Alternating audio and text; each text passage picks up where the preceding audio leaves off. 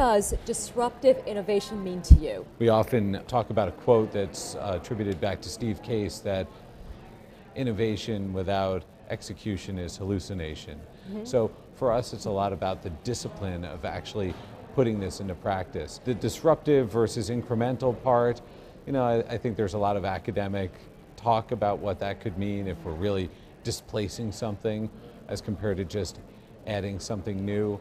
And I don't really sweat that too much because I think even a lot of incremental innovation can get us pretty far. How difficult is it to be disruptive for the sake of innovation in the clinical development space? Clinical development is tricky.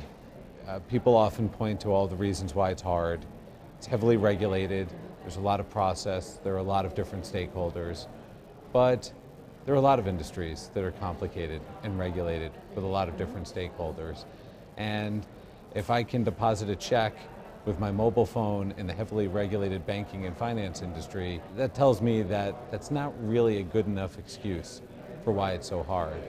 I also don't think technology is the barrier. I do believe in there's an app for that world today, that for just about any challenge we may want, somebody out there probably has a technical solution pretty well developed or fully developed. And to me, that really leaves our own culture.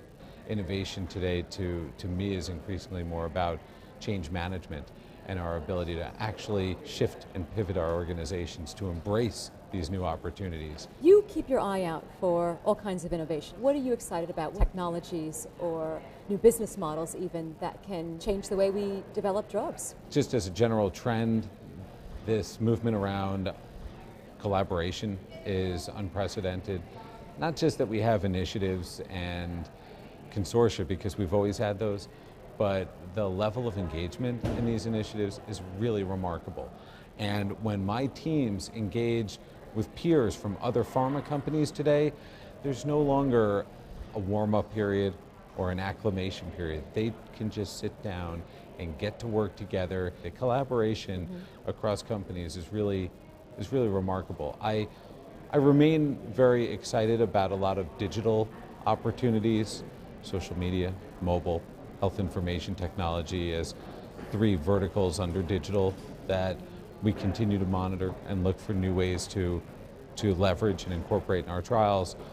But I think specifically the networks that are forming in healthcare, integrated delivery networks, accountable care organizations, I think are going to create some very interesting new opportunities for new models around clinical research. We talked, for instance, at the DPharm meeting about new ways to engage physicians who are treating patients in research. And I think that those new networks will help to stimulate and help us with the incentives around those models. And also new ways to make being part of a clinical trial easier for the patients. Quite honestly, I think we should all ask ourselves in this industry, why would a patient participate in a study?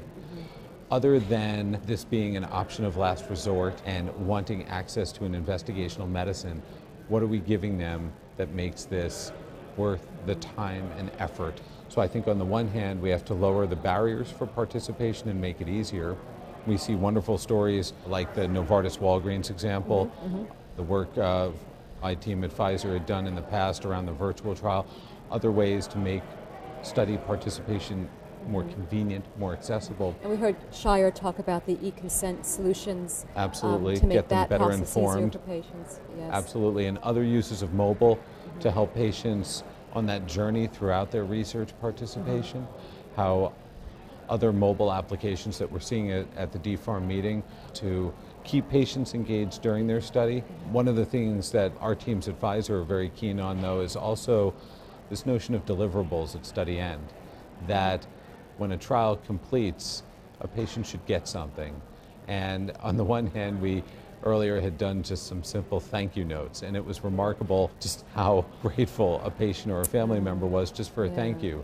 And then we moved on. Thank you for being in our trial. Thank you, exactly. And then we moved on and said lay language summaries of the study results. What we learned in the trial and that we're publishing, we should put in a lay language and deliver back to the patient so that they can learn what we learned. And now the latest progression in that for us is the work we're talking about at DPharm with the blue button and how we can return back to that individual patient their own electronic clinical data. These are deliverables, just like any other deliverable at the end of the study, and the patient deserves some deliverables back as well. Craig, thank you very much. I appreciate your time. I appreciate being here.